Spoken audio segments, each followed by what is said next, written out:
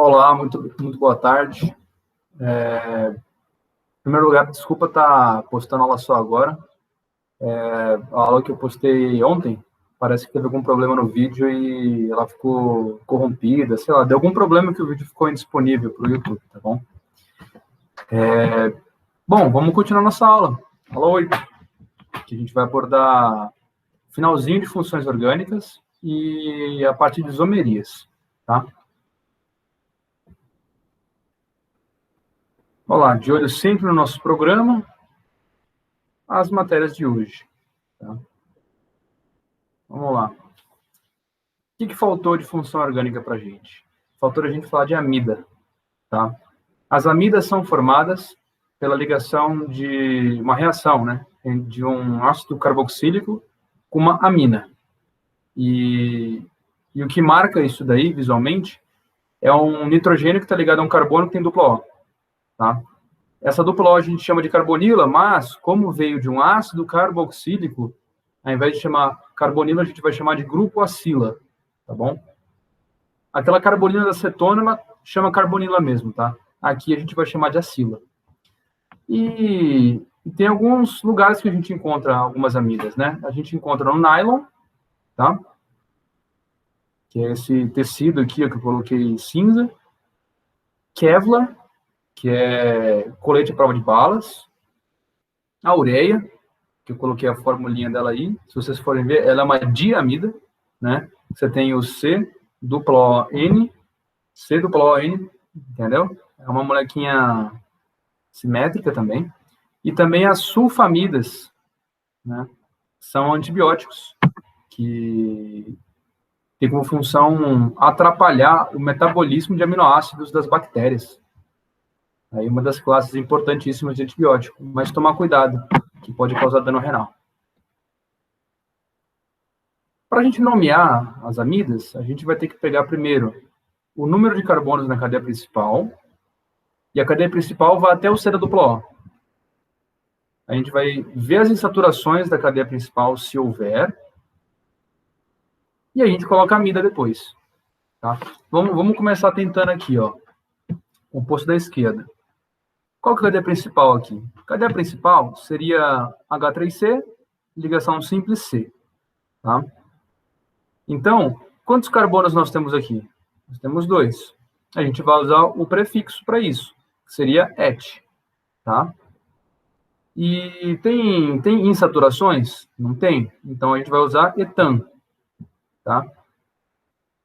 Como essa amida não tem nenhuma ligação aqui no nitrogênio, nem radical aqui, a gente vai chamar isso aqui de etanamida.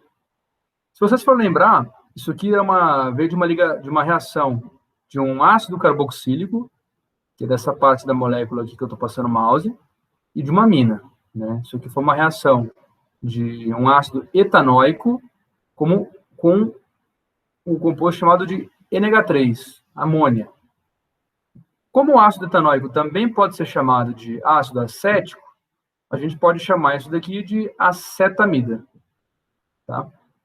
Então, nomenclatura bem simples. Esse aqui já do meio, a gente tem algumas coisas para analisar.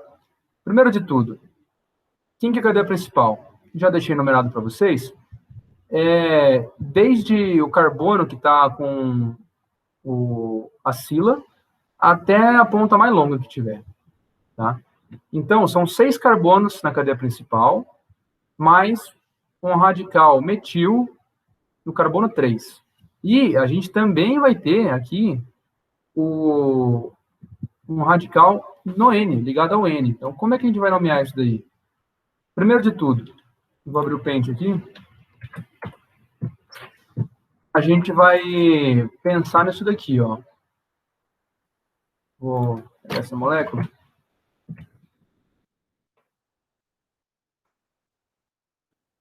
A gente vai pensar nisso daqui.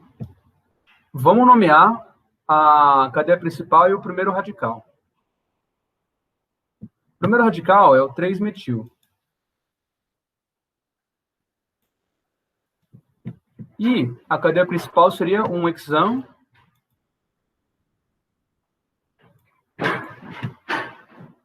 com o sufixo da amida, né? Então, hexamida. Agora, como que a gente vai dar continuidade nisso daqui? Porque a gente tem uma outra parte da cadeia. Para a gente continuar aqui, a gente tem que marcar que tem um etil ligado ao N. Então, como que a gente vai fazer? A gente vai escrever N-etil. Olha que legal. E presta atenção, aqui, ó. O E vem antes do N. Então, como é que a gente vai escrever isso aqui primeiro? Isso aqui vai ficar N-etil, 3-metil, hexamida. Tudo bem? Aí fica o nome dela. Beleza? Próximo aqui, ó. Vou pegar mais uma.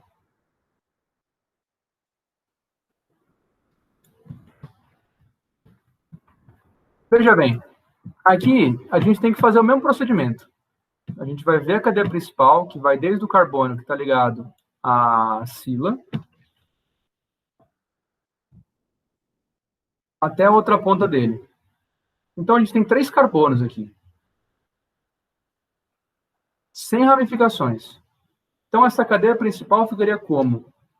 O prefixo para isso, para 3 carbonos, prop, somente ligação simples, tudo bem? Propan, amida. E aí a gente vai colocar no começo o que estiver ligado com N. Então, quem está ligado no N? Seria o N-etil. Opa. N-metil. Propanamida. Tá?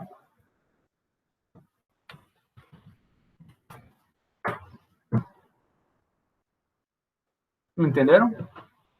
Bom, eu esqueço que eu não estou em aula presencial. Beleza.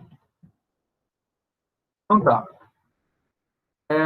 Acabada essa parte da amida, eu vou falar sobre o éster, tá?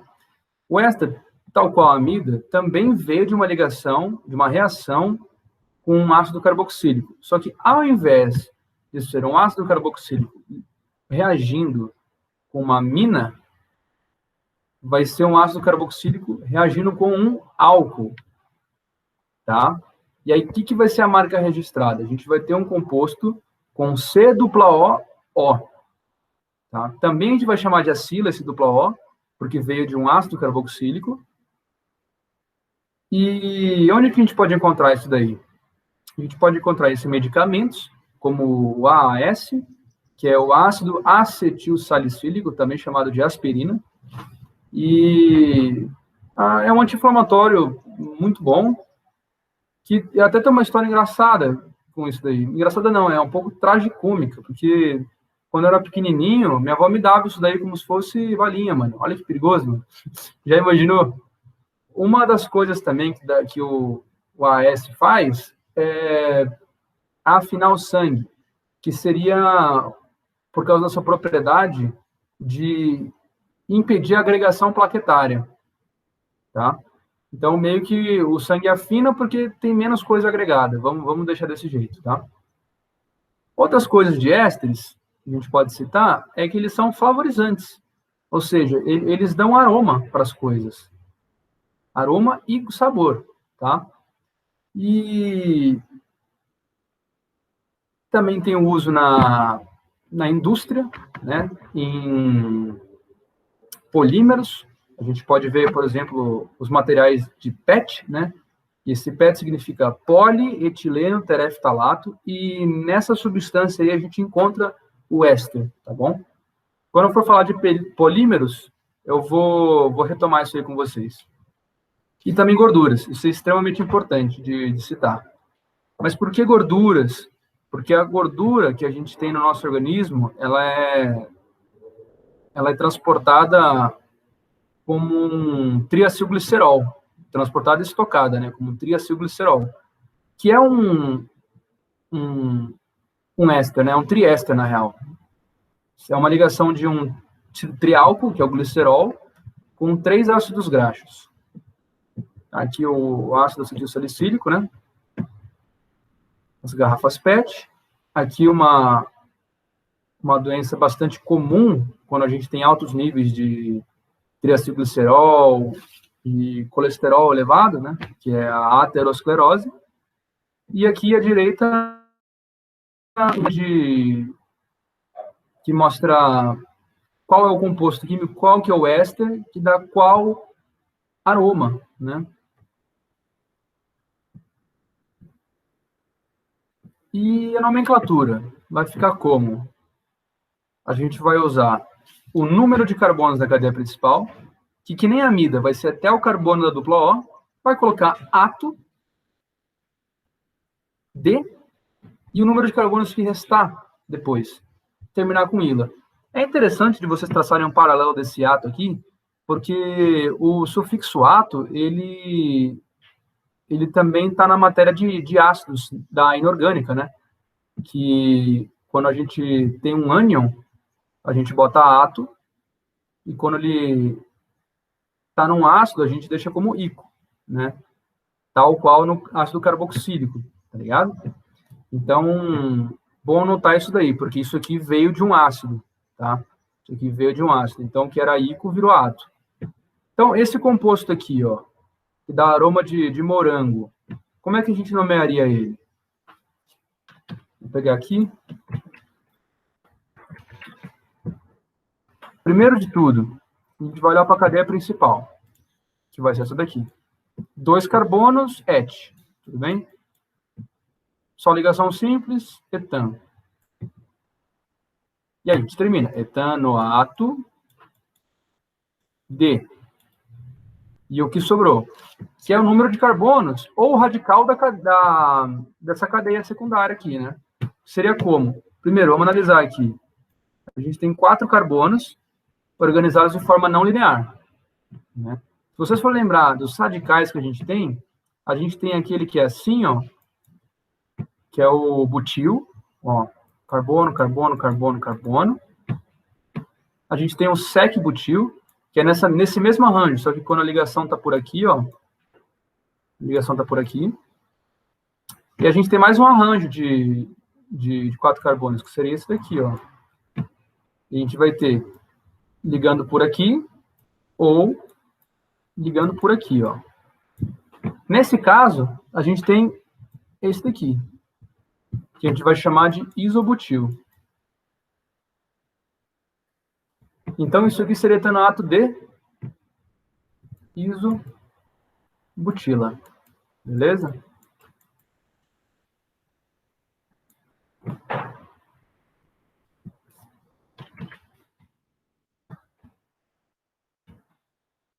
E aí a gente consegue já passar para a isomeria, que é uma das matérias mais pesadas da química orgânica, eu acho, né?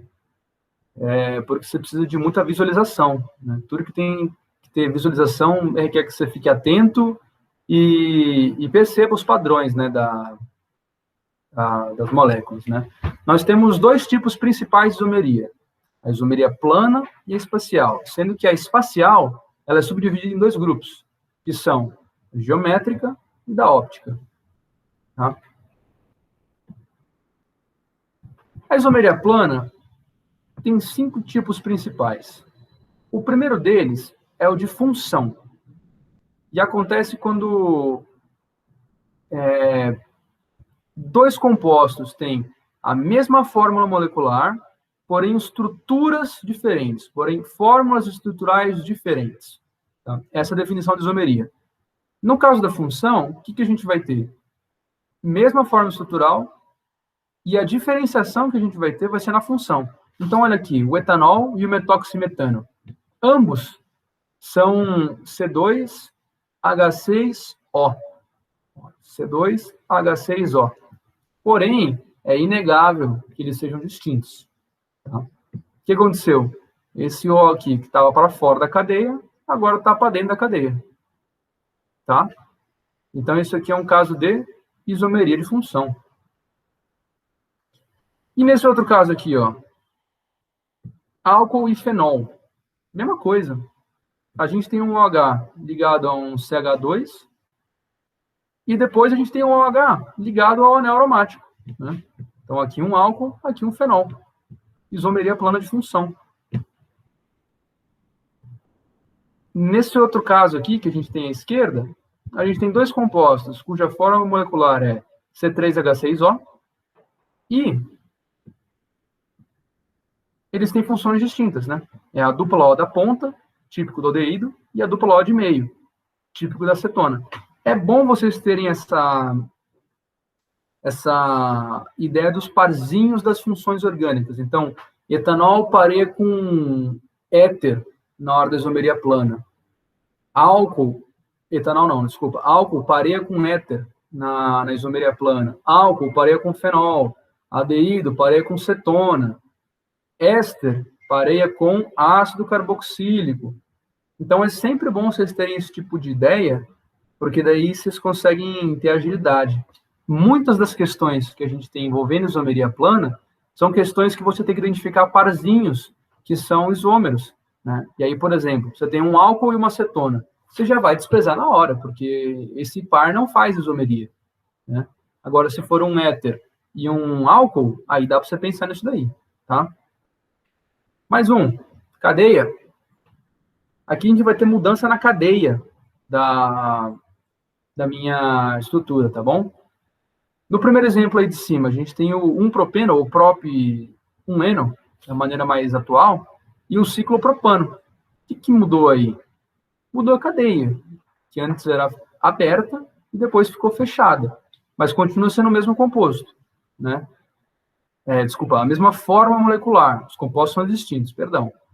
Então, a gente vai ter um composto C3H6 e C3H6. C3H6, exatamente.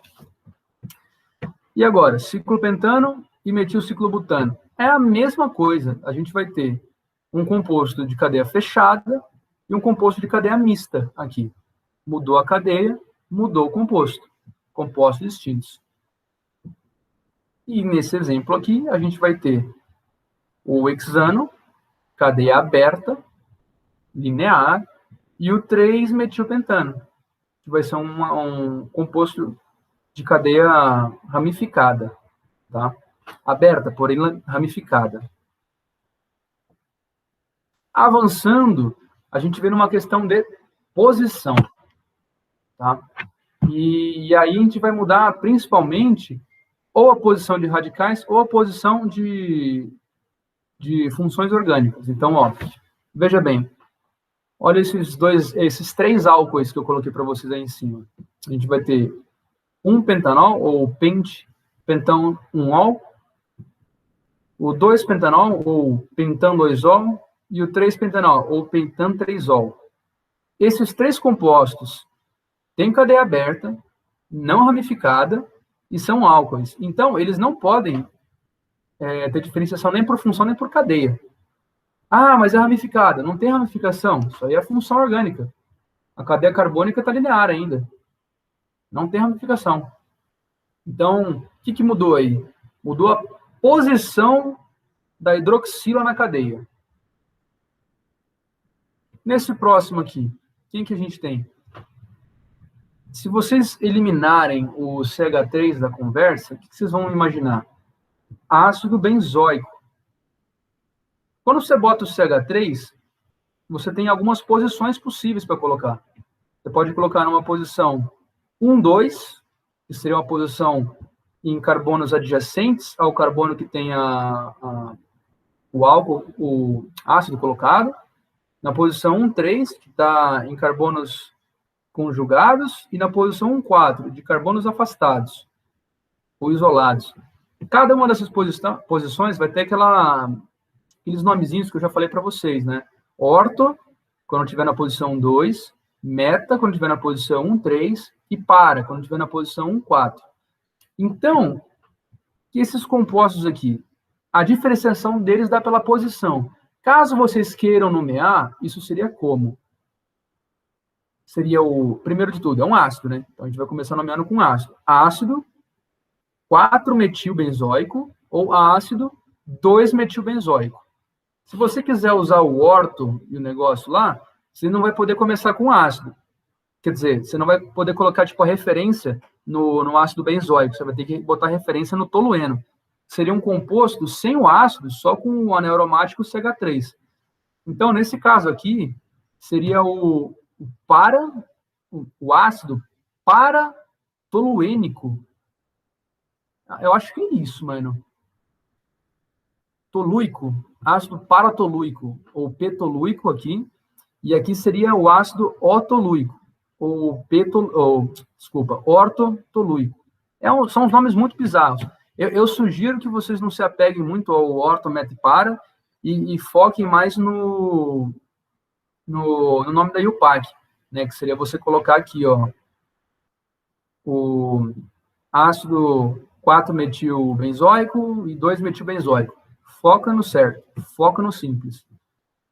E nesse caso aqui, ó, o que eu mudei no meu pentano? Mudei a cadeia dele? Não, a cadeia continua ramificada. Eu só mudei a posição da ramificação. Então, de 2-metilpentano, eu fui para 3-metilpentano. Beleza? Ok? Mais um caso aqui. É um caso chamado de metameria. A metameria, ela também a gente pode chamar de uma mudança de posição, só que não é uma mudança de posição como a anterior, né? Aqui é uma mudança de posição no heteroátomo. É aquele átomo que está no meio da cadeia. Então, olha aqui, a gente tem a etilpropilamina e a metilbutilamina. Por que disso? Por que disso? Porque eu peguei o meu N e desloquei mais para a ponta, tá? Eu desloquei ele mais para a ponta. Agora, por exemplo, se eu continuo deslocando e coloco ele totalmente na ponta, e comparo esse, do N totalmente na ponta, com um outro, é o mesmo caso de metameria? Não, porque daí de uma cadeia heterogênea, eu mudei para uma cadeia homogênea, com um N na ponta. Então, seria uma isomeria de cadeia. Então, tomar cuidado com isso. Tá? Eu vou até botar aqui para vocês enxergarem isso que eu estou falando. E se fosse isso aqui assim, ó, por exemplo, ó, N, tá? Esse composto aqui, comparativo, 1, 2, 3, 1, 2, 3. 1, 2, 3, 4, 5, 6. Comparar esse composto com esse aqui, a gente não pode chamar de metameria, porque aqui a gente tem uma cadeia fechada, desculpa, cadeia aberta, mas a cadeia é heterogênea. Vocês podem ver que o heteroátomo está no meio da cadeia, e aqui nós temos uma cadeia homogênea. O heteroátomo está na ponta. Toma cuidado. Não é só sair mexendo para lá e para cá o átomo diferente de carbono que garante que vai ser metameria. Então, atenção. Olha aqui, ó. O éter com o éter também dá exemplo de metameria. Você mudou a posição do O aqui dentro. E novamente, aqui nesse caso, se você continua tirando o O, você não pode nem chamar mais de metameria, nem chamar mais de cadeia, né? Tem uma mudança de função, que tem uma prioridade na tabela aqui, se vocês forem ver, tabela não, na ordem que eu coloquei, tem prioridade. Então, nesse caso aqui, se você continua tirando, ó, se você faz isso daqui, ó, você não mudou, não teve um negócio de metameria. Peraí, deixa eu ver. 1, 2, 3. 1, 2, 3. Então, peraí, fiz errado. Bota aqui, ó. Nesse caso aqui, você não teve nem a questão da metameria, nem a questão da posição, nem a questão da cadeia, porque você mudou a função do negócio. Óbvio que esse O na ponta não é um O isolado, tem um H com ele. Tá? Então, aqui você passou de éter para álcool. Isso aqui é uma mudança de função. Não confunda. Tome muito cuidado.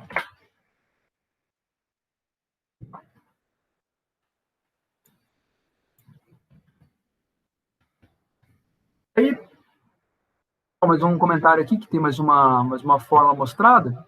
Esses dois ésteres aqui, ó. é como se você jogasse a função orgânica um pouco mais para a ponta, ou jogasse um pouco mais para o lado, né? Esse aqui seria o propanoato de metila, e esse aqui o etanoato de etila, tá?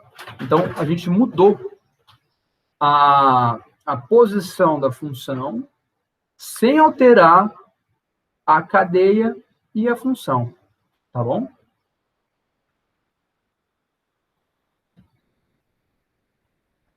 Por fim, a gente tem a tautomeria, que é um caso especial que a gente só consegue aplicar para 2 pares de funções, né? A função enol com aldeído e a função enol com cetona. Como que funciona isso daí? Os enóis são aqueles compostos que têm a hidroxila ligada num carbono insaturado. Então, como você pode ver aqui, o enol ele é instável, por isso que está com essas barras assim. Ele é instável e aí ele tem uma tendência do par de elétrons da dupla se desligar do outro carbono e ir para a ligação com O. Até porque o O ele tem a capacidade de atrair elétrons, né? E aí, o que acontece? Essa dupla vem parar aqui e o H vai para o C, que perdeu a dupla. Então, é como se fosse um mecanismo compensatório. Repara nesse sinal de equilíbrio químico aqui para mim. Ó. Aqui perdi meu cursor. Ó. Perceba que a seta que aponta para a esquerda é maior do que aponta para a direita. Isso significa dizer que o equilíbrio está deslocado para a esquerda. Porque é uma reação de... É porque o enol é instável. Então, toda vez que você tiver um enol, ele rapidamente se desloca para a formação ou de uma aldeído ou de uma acetona. E aí a gente vai chamar isso aqui de equilíbrio aldoenólico, porque é de um aldeído e de um enol. Com a acetona é a mesma coisa. A diferença é que a dupla ligação e a hidroxila vão ter que estar mais para o meio da cadeia, né? Especialmente a hidroxila, né? Então, a hidroxila, que está em carbono no mínimo secundário, a gente consegue já formar acetona. Se for um carbono primário, um carbono mais de ponta com a hidroxila, aí a gente vai formar o aldeído. A dupla fica para a ponta. Então, olha só. Mesma coisa. A dupla ligação aqui, ó, é desfeita e é feita uma ligação dupla do C com O. E esse H, que estava aqui no oxigênio, ele passa para o outro carbono. O carbono que perdeu a dupla. E a gente estabelece o equilíbrio cetoenólico. Também deslocado para o sentido de formação da cetona, tá bom? E aí a gente vem para a isomeria geométrica, tá? Que a gente vai chamar também de cis-trans ou ZE. Esse Z e E vem do alemão. Z vem tipo de Suzanne, significa junto, e esse E tipo Engegen, um negócio assim. É um troço que eu não consigo pronunciar porque eu não sei alemão. Eu prefiro que vocês pensem que Z é de junto. E vou explicar por que Z é de junto. Quais são as condições? Ou a cadeia aberta tem dupla e ligantes distintos nos carbonos da dupla, ou a cadeia fechada com ligantes diferentes. Eu vou explicar cada um dos casos. Veja comigo. Olha esses 3 compostos. Eles têm dupla e estão no caso da cadeia aberta. Então, vamos analisar se os ligantes são iguais ou não. Ó, dá uma olhada no primeiro aqui, ó. Bromo é diferente de hidrogênio. Beleza? E do outro lado, bromo diferente de hidrogênio. Ligantes diferentes.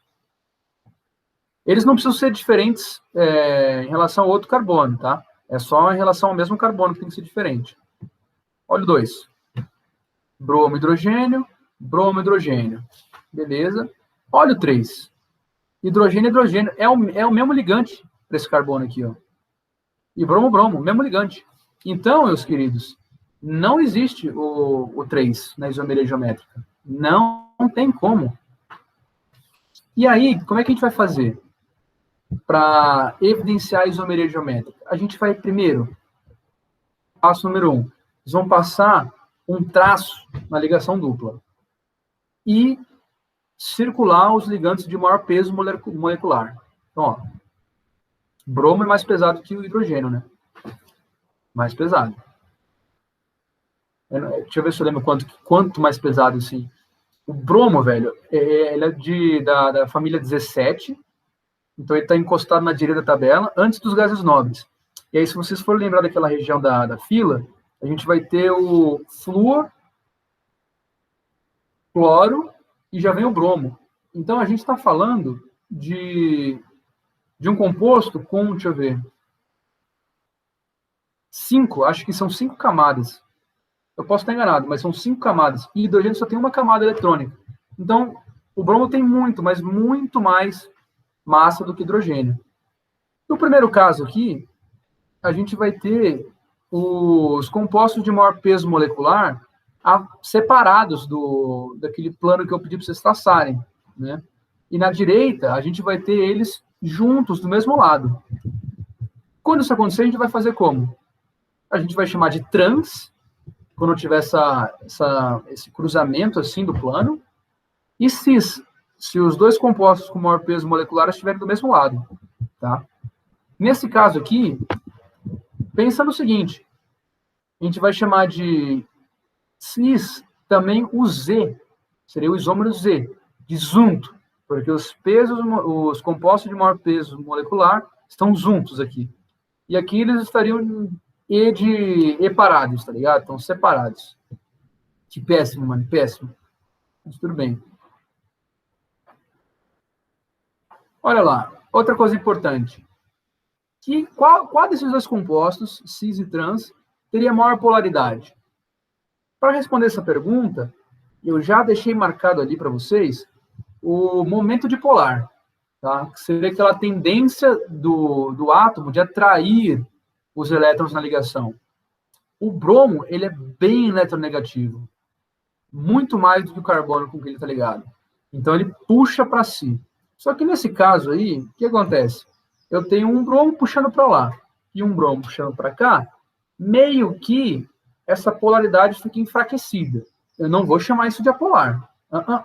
Isso é um composto polar. Mas a polaridade dele fica enfraquecida, porque é um dipolo para lá e o outro para cá. Tá? A resultante nessa molécula vai ser menor. Menor em relação a quem? Em relação ao gêmeo dele, né?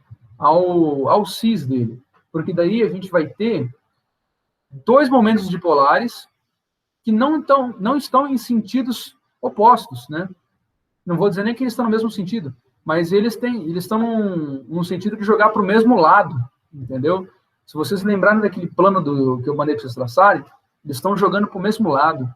Então, o composto cis tem maior polaridade do que o composto trans, tudo bem? Isso é importante também, viu? Principalmente com questões de solubilidade, não percam de foco isso. E aí a gente chega na parte da isomeria geométrica de compostos cíclicos, né? Eu já deixei de uma maneira mais resumida para vocês, para não precisar ficar desenhando, que às vezes toma um pouco de tempo, né? Então veja aí, um composto cíclico. Ciclopropeno com algumas coisas ligadas ali. Para a gente ter isomeria geométrica, a gente precisa ter A e B diferentes, X e Y diferentes. E aí tanto faz se B é igual a Y, A é igual a X, mas para o mesmo carbono tem que ser diferente, porque daí a gente vai ter uma diferenciação espacial. Imagina o seguinte, os meus dedinhos assim, ó, num carbono cíclico, ó, meu dedo maior para cima, o dedo menor para baixo. Tem essa possibilidade e essa possibilidade. Tá aí os dois isômeros, tudo bem?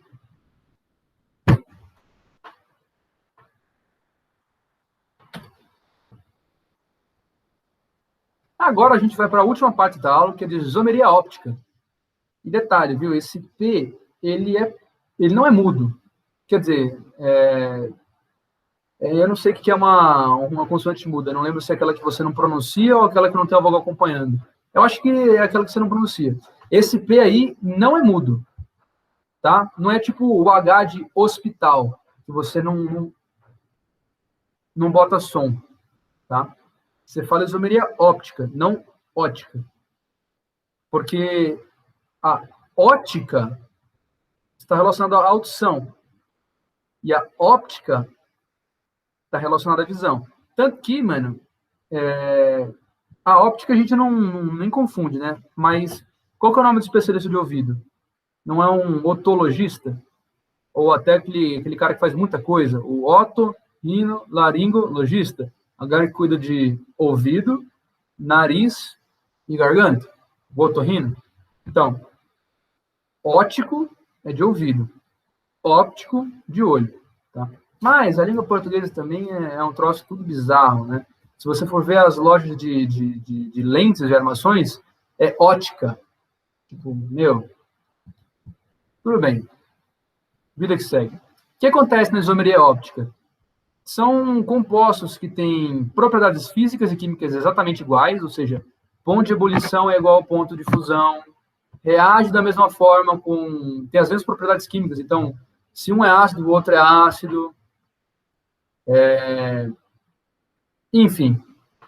E tem propriedades fisiológicas diferentes. E qual seria a propriedade fisiológica? Propriedade referente à luz. Nesse caso aqui. Laboratorialmente, a gente vê isso pela diferença do comportamento do corpo com a luz. Tá? Como que a gente vai fazer isso? A gente vai pegar uma luz, pega uma luz, polariza ela, na imagem que vocês estão vendo aí, tem um polarizador. Que polarizador que a gente pode ter? Aqueles óculos de cinema para ver em 3D. A luz dele, a lente dele é polarizada, então ela só deixa passar um plano de luz. A luz, ela é uma onda eletromagnética que oscila em todos os planos. Então é como se ela viesse misturadinha assim para vocês. Quando você passa no polarizador, aquela luz que vem em todos os planos, ela passa a oscilar num plano apenas, tudo bem? E é o que mostra a imagem. Por que eu estou falando isso? Porque a gente vai pegar essa luz polarizada aí e vai incidir numa substância opticamente ativa. É quase como eu fizesse isso daqui, ó. Assumindo que é polarizada essa luz. Incidir a luz aqui e olhar do outro lado o que está acontecendo, né? E o que está acontecendo? A substância opticamente ativa, ela vai desviar esse plano da luz. Tá? E tem duas maneiras de desvio. Ou você desvia para a direita ou para a esquerda. No caso da minha câmera, eu não sei como é que está, se eu faço assim é para a direita ou para a esquerda. Mas imagine que a luz está chegando para você. Se você olhando para a luz, você vê que ela virou para a direita, você vai chamar de isômero destrógeno, tudo bem? E esse virar para a direita seria o quê? Virar em sentido horário, tudo bem? Tem um mosquitinho muito inconveniente aqui. Em sentido horário, tá? Gira para mim assim. E se for para o outro lado, vai ser um giro para a esquerda. Então, a gente vai chamar de isômero levógeno, tudo bem? No sentido anti-horário. Agora, o que acontece? Primeiro de tudo, os isômeros são opticamente ativos. E como é que eu posso chamar esses isômeros? A gente pode chamar de enantiômeros, substâncias enantiomorfas ou antípodas ópticas. Como que isso acontece? Isso acontece quando a gente tem um carbono assimétrico na cadeia. E o que seria... Meu, vou ter que ligar o ventilador, tem muito bichinho me rondando. O calor é foda. Esse daí também vai fazer uma chiadeira, né? Vou deixar assim. Me perdoa, eu perdi aqui, tá? Me perdi. Carbono assimétrico. É um carbono, ou quiral também, né?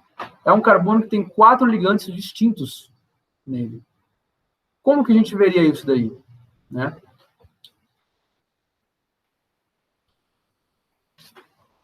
Acho que eu não coloquei. Ó. Pense no meu carbono aqui, com as suas 4 ligações. Para ele ser um composto, um carbono assimétrico, ele teria que ter 4 ligantes distintos, tudo bem? E a gente vai marcar esse carbono assimétrico com asterisco, para indicar, olha, ele é assimétrico. E aí, qual que é a graça dele? Por que ele forma isômero? Porque ele teria um xará dele, a antípoda óptica dele, ou um outro isômero dele, seria assim, ó.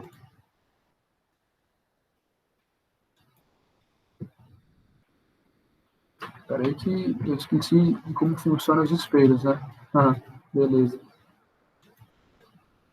A gente teria isso daqui, ó.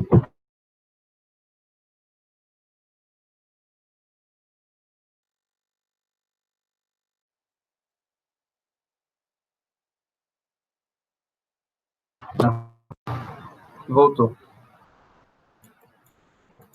A gente teria um outro xará dele que tem esse comportamento. Então, ó, é como se fossem as mãos. As mãos são idênticas, mas elas não coincidem uma na outra. Tá vendo? Se você pega um corpo e tenta colocar no outro, não funciona. Mas elas são simétricas. Faz até a referência do espelho, como eu coloquei no slide aqui, né? Com as mãozinhas. Olha aqui, ó. Tá vendo?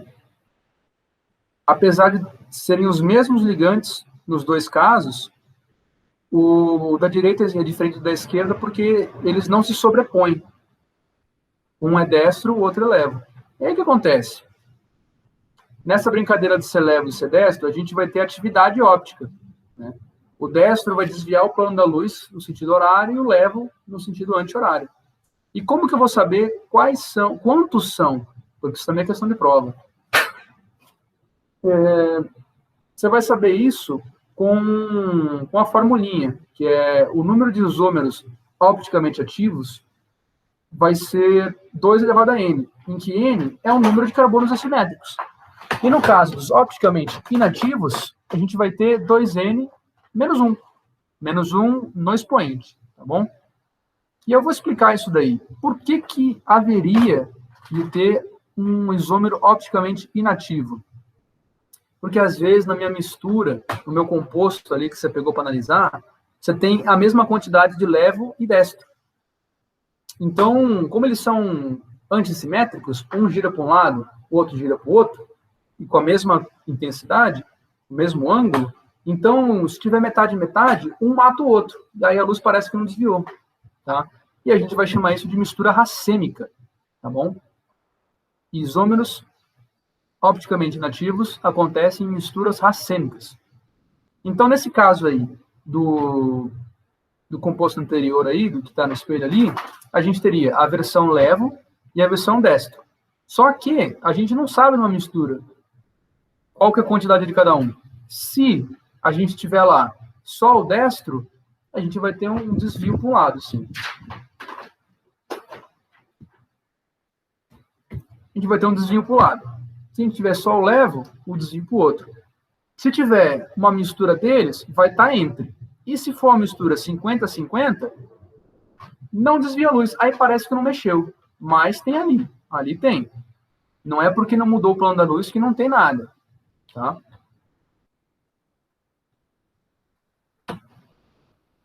E aí a gente vai chegando no final da aula, que é justamente quando a gente pega na mesma molécula, a gente tem 2 carbonos assimétricos e idênticos. Né? Qual que é o lance do idêntico? Porque se for idêntico, o que um desviar para um lado, o outro vai desviar para o mesmo lado ou para o outro. Vai depender da associação. Se vai ser destro-destro no mesmo, levo-levo, ou destro-levo, levo-destro, entendeu? Se a gente tivesse carbonos assimétricos distintos, aí não teria a possibilidade de misturas racêmicas, a menos que fosse naquela proporção específica lá, para formar a mistura racêmica. Não teria, né? Porque um vai desviar 3, outro desvia, sei lá, só 1,5, seria que fazer mais ou menos um MMC de volumes. Seria um troço meio bizarro. Então, não seria muito possível, acredito eu. Né? Mas, se os carbonos são idênticos, tem margem para uma bagunça, né? Porque se nessa mesma molécula aí, se tiver destro, então o desvio vai ser de 2 vezes o que um desviaria. Se for só levo, vai ser só para lá. E aí vai ter atividade óptica. Aí não tem dúvida. O problema vem quando você tiver um destro e um levo no mesmo. Porque daí, o que um desviar, o outro compensa. E parece que não tem atividade. E isso pensando só na molécula. Só nessa moleculinha. Não estou pensando nem no conjunto inteiro. Porque a gente tem algumas possibilidades, né? A gente tem a possibilidade de compensação externa, ou seja, quando no meu composto eu tenho moléculas diferentes de ácidos tartáricos, ou seja, no meu composto eu vou ter o tartárico levo e o tartárico destro, e aí tem aquela compensação externa que eu já falei, de mistura racêmica, né? Ou eu posso ter no meu composto só a mesma molécula, só que a minha molécula é destro e levo. E aí ela não tem atividade óptica. E aí a gente vai chamar de compensação interna, porque os assimétricos se, digamos assim, inibiram a função do outro, compensaram a função do outro. E a isso a gente chama de comportamento meso. É um conceito bastante confuso, viu? Eu tenho que falar para vocês. E aí, para finalizar, eu gostaria de falar sobre o caso da talidomida. A talidomida foi descoberta mais ou menos, acho que na década de 60, no final assim, e ela era usada como um composto anti-inflamatório e antiemético. Ele não deixava você vomitar, ele prevenia náusea. E aí começaram a pensar assim, descobrir um composto novo, tal, que tira náusea, quem que seria legal para dar? Aí pensa, quem que tem náusea? Grávida. Grávida costuma ter náusea. E aí começaram a dar esse troço para grávida. Só que tem um problema. Naquela época que descobriram o composto, não se sabia que ele tinha atividade óptica. Não se sabia que ele tinha um carbono assimétrico. E tem uma questão. Não se sabia dos efeitos do isômero dele. Qual foi o composto que eles acharam que tinham a função de passar um enjoo? Era o enantiômero destrógeno, que ele está representando aí com R. E o que acontece se você dá o levógiro?